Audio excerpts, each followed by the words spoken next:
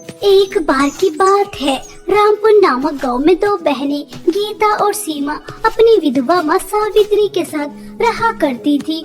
कुछ समय पहले ही सावित्री के पति का निधन हो गया था। सावित्री अपनी दोनों बेटियों का पालन पोषण करने के लिए सिलाई क्या करती थी।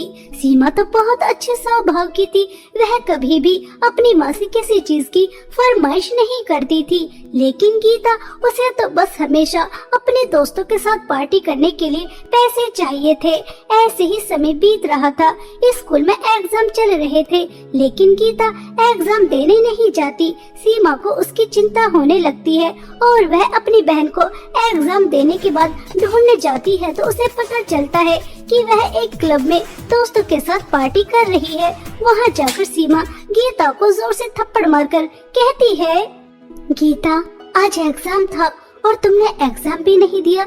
यहाँ क्लब में अपने आवारा दोस्तों के साथ पार्टी कर रही हो।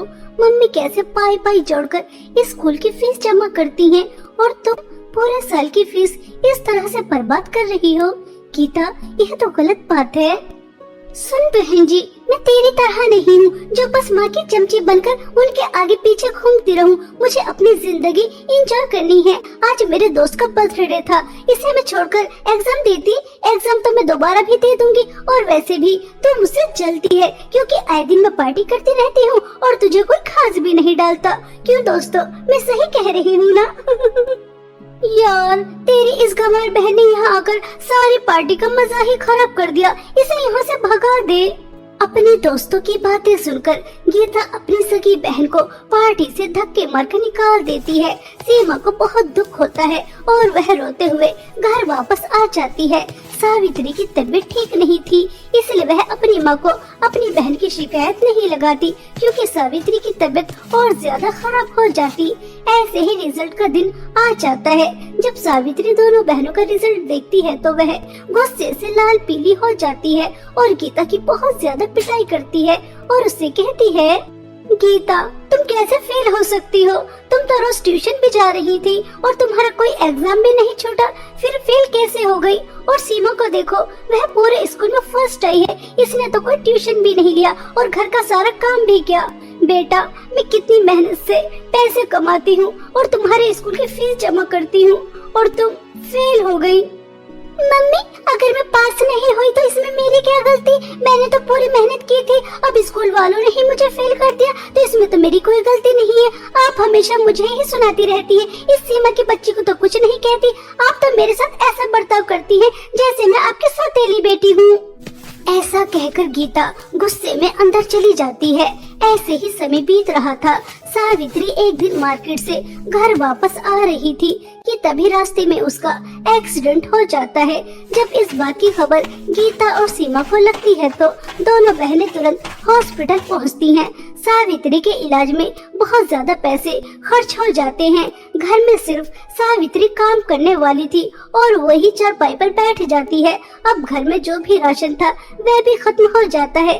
तभी गीता बहुत गुस्से में अपनी माँ से कहती है, मम्मी, जब आपको हमें ऐसी ही नर्क जैसी जिंदगी देनी थी तो फिर पैदा ही क्यों किया? दाने दाने के लिए तरस रहे हैं। आप सिलाई कर कर 4 पैसे कमा लिया करती थी, अब तो आप भी चारपाई पर बैठ गई। मेरे दोस्तों में मेरी कितनी इंसल्ट हो रही है मैं ही जानती हूँ। उनसे उधार ले लेकर इतना ज्यादा कर्जा हो गया मेरे ऊपर और आपको तो कोई चिंता ही नहीं है कि आपकी बेटी की जिंदगी में क्या हो रहा है, क्या नहीं हो रहा। आप तो बस आराम से चारपाई पर बैठी है।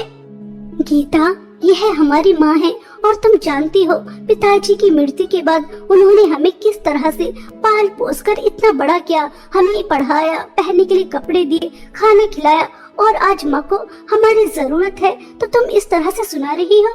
माँ, आप चिंता मत कीजिए, मैंने कुछ सोचा है। क्या बेटा, क्या सोचा है तुमने? माँ, मैंने सोचा है कि गीता और मैं, हम दोनों आपका सहारा बनेंगे। हम दोनों काम करने जाएंगे, जो भी काम मिलेगा वही काम करेंगे और पैसे कमाएंगे। गीता को हमने बहुत सर पर चढ़ा लिया। जब तक यह काम करके पैसे नहीं कमाएगी तब तक इसे पैसों की अहमियत का अंदाजा नहीं होगा कि पैसे कितनी मेहनत से कमाए जाते हैं। गीता पहले तो सीमा के साथ काम करने जाने के लिए मना कर देती है। लेकिन जब सावित्री उसे घर से बाहर निकालने की धमकी दे देती है तो वह चुपचाप काम पर जाने के लिए तैयार हो जाती है। जब गीता के दोस्तों को यह पता चलता है कि गीता लकड़ियाँ बेचने का काम करती है तो उसके दोस्त उसके ऊपर बहुत हंसते हैं। अरे यार गीता, तूने तो हमसे कहा था कि तू कभी कोई काम नहीं करेगी, लेकिन तू तो यहाँ मजदूरी जैसा काम कर रही है। यार, हम इस जैसी मजदूर लड़की को अपना दोस्त नहीं बना सकते, हमारा भी एक स्टेटस है। चलो यहाँ से चलते हैं, यह तो बहुत ज्यादा गरीब हो गई। इस सीमा की बच्ची की वजह से आज मेरे दोस्तों में मेरी इतनी इंसल्ट हो रही है।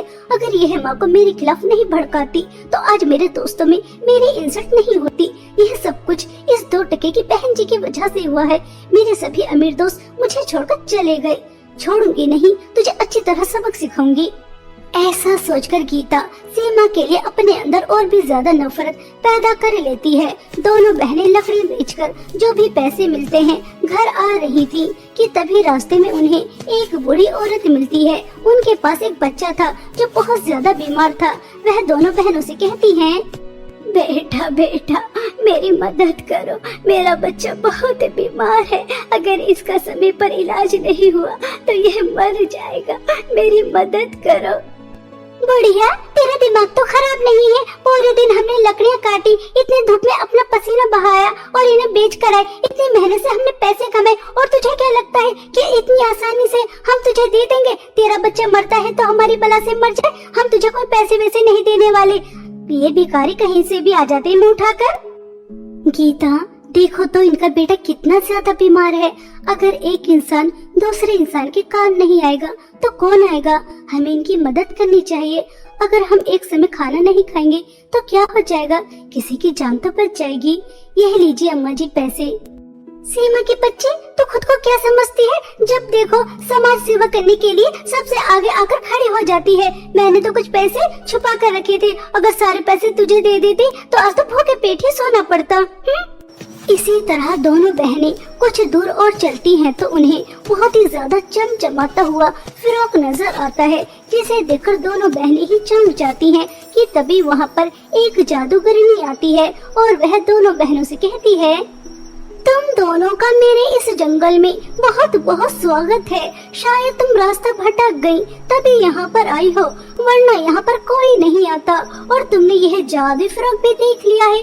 अब यह जादुई फ्रॉक तुम दोनों बहनों में से किसी एक का हो सकता है। और तुम जानती हो यह जादुई फ्रॉक कितना ज्यादा शक्तिशाली है। इससे तुम जो भी कुछ मांगोगी वह तुम्हें तुरंत दे देगा। सोना, हीरे, जवाहरात, पैसा, कुछ भी। हाँ हाँ जादूगरनी जी, यह जादू फ्रॉक मुझे चाहिए। नहीं नहीं, यह तुम्हें ऐसे नहीं मिलेगा। इसके लिए तुम्हें किसी की बलि चढ़ानी होगी और वह बलि किसी और की नहीं, किसी इंसान की होनी चाहिए। जादूगरनी जी, मैं आपको एक इंसान की बलि चढ़ाकर देने के लिए तैयार हूँ। ये रही मेरी बहन, इससे मैं बहुत ज्यादा नफरत करती हूँ। हमेशा माँ की लाडली बनी रहती है और इसी की वजह से मुझे काम भी करना पड़ रहा है और मेरे दोस्तों में मेरी बहुत ज्यादा इंसल्ट भी होती है। इसलिए मैं अपनी बहन को मारने के लिए तैयार हूँ, लेकिन मुझे यह जादू फ्रॉक दे देना। मैं इसकी धन दौलत से अपने दोस्तों के साथ एंजॉय करूँगी। सीमा, तुम्हारी बहन तुम्हारी बलि चढ़ाने के लिए तैयार है। अगर तुम अपनी बहन की बलि चढ़ाने के लिए तैयार हो तो यह फ्रॉक तुम्हें भी मिल सकता है। यह ऑप्शन तुम्हारे पास भी है। जादूगरनी जी, अगर आप दुनिया की सारी धन दौलत भी मेरे कदमों में डाल दोगी तब भी मैं अपनी बहन की बलि नहीं चढ़ाऊंगी। और गीता, तुम्हारी यह शब्द सुनकर मुझे बहुत दुख हुआ।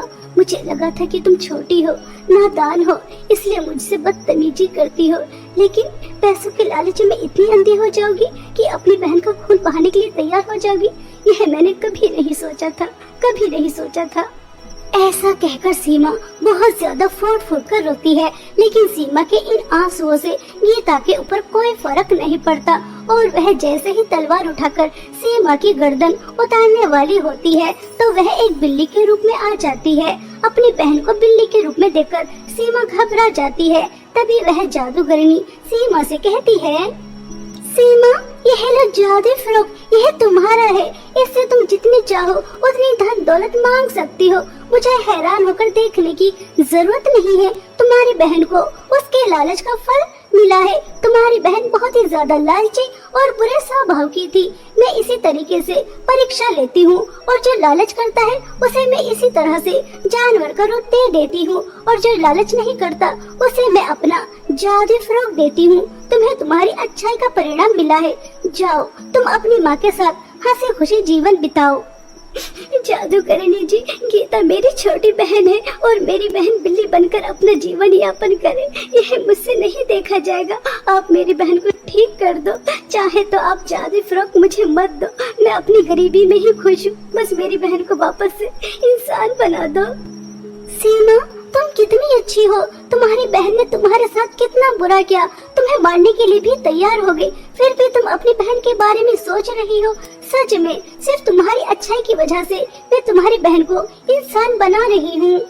इतना कहकर जादूगरनी गीता को बिल्ली से इंसान बना देती है। गीता यह सारी बातें सुन रही थी तो उसे अपने के पर बहुत पछतावा होता है और वह सीमा से माफी मांगती है। दीदी, मैंने हमेशा आपके साथ कितना बुरा किया, आपको कभी बड़ी बहन नहीं माना, यहाँ तक कि आपको मारने के लिए भी तैयार हो गई, फिर भी आपने मेरे लिए इतना सब कुछ किया। दीदी, आप बहुत अच्छी हैं, आपके अच्छे स्वभाव की वजह से ही माँ आपसे प्यार करती है। दीदी, हो सके तो मुझे माफ कर देना। आज के बाद मैं कभी कोई बुरे काम नहीं करूँगी, कभी कोई लालच नहीं करूँगी, बस आप मुझे अपना जैसा बना देना। सीमा गीता को माफ कर देती है और वह जादूगरनी दोनों बहनों का इतना प्यार देखकर बहुत खुश होती है और वह अपना जादुई फ्रॉक दोनों बहनों को दे देती है, जिसकी धन दौलत से दोनों बहन बहुत ज्यादा अमीर हो जाती हैं और अपनी माँ का इलाज बहुत बड़े हॉस्पिटल में कराती हैं। सावित्री बिल्कुल ठीक हो जाती है और जादुई फ्रॉक की मदद से अपना बहुत बड़ा बुटीक चलाती है और पूरा परिवार इसी तरह हंसी खुशी अपना जीवन व्यतीत करता है।